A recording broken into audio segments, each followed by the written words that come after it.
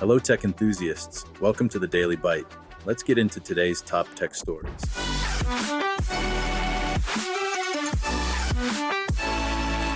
AI agents get their own credit cards. Ramp and Stripe just launched something wild, virtual payment cards specifically designed for AI agents.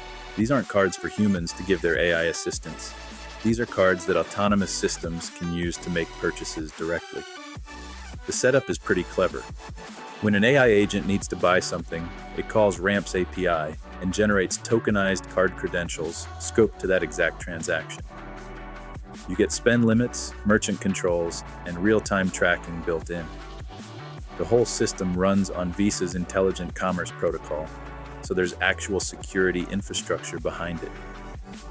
This basically means AI agents can now handle their own purchases with guardrails, like if your AI assistant needs to buy server capacity or order supplies, it can do that autonomously without you copying and pasting credit card numbers. We're watching commerce infrastructure adapt in real time to a world where not all shoppers are human. Quartz ring verifies you're actually human. Design Studio's Modem and Retina created something straight out of a sci-fi novel. It's called Quartz, and it's a ring that proves you're not a deepfake. Here's how it works. You add friends to your network through literal physical handshakes. Once someone's in your network, the ring gatekeeps your online communications to verify that the person you're talking to is actually who they say they are.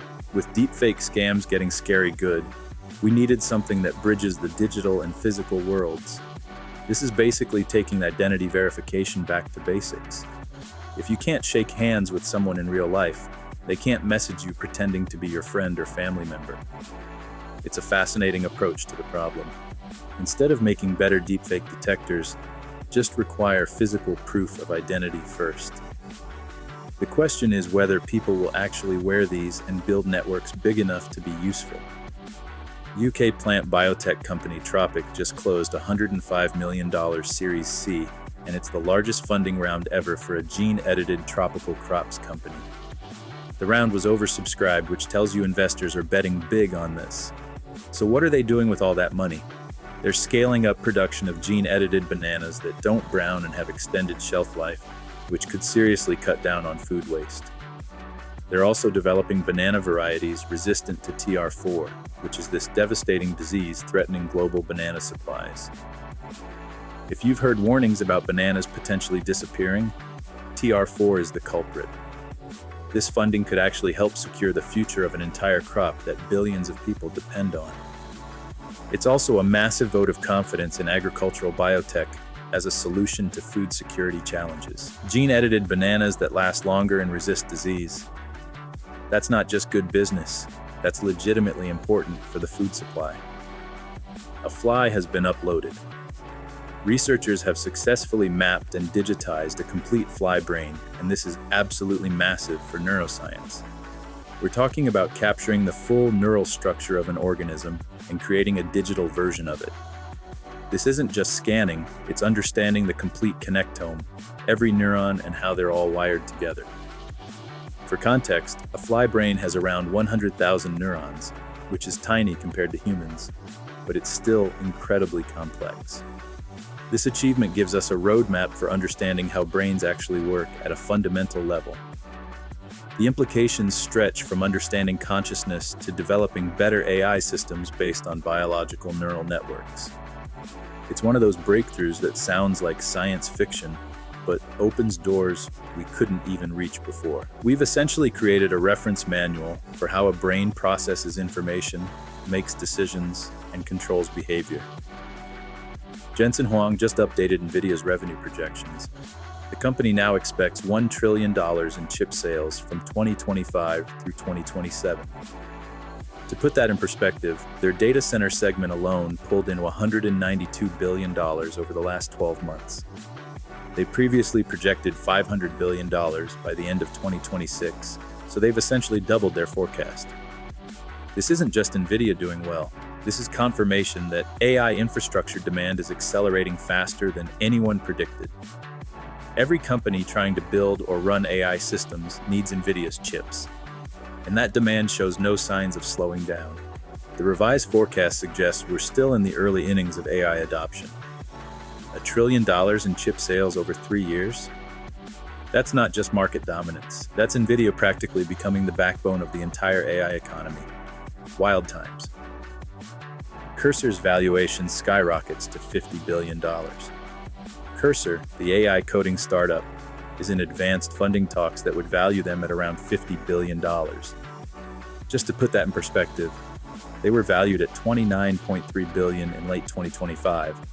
So we're talking about nearly doubling their valuation in just a few months. This tells you everything you need to know about how much investors believe in AI-powered coding tools right now. The appetite for AI coding assistance is clearly through the roof, and Cursor is positioning itself as one of the most valuable AI startups in existence. The market is basically screaming that AI development tools are the future, and investors are backing that belief with some serious cash. Replit just dropped Agent 4, and this one's designed to build production-ready applications through simple chat conversations. Yep, you read that right. Production-ready. You don't need any coding experience whatsoever. You just chat with it like you're talking to a developer friend, and it implements what you need. This is taking the whole no-code movement to another level entirely. We're not talking about simple prototypes or toy apps here. These are actual applications ready to deploy. The barrier to entry for creating software just keeps getting lower and lower, which means we're probably going to see a massive expansion of who can build apps. Anyone with an idea can now potentially turn it into reality without writing a single line of code.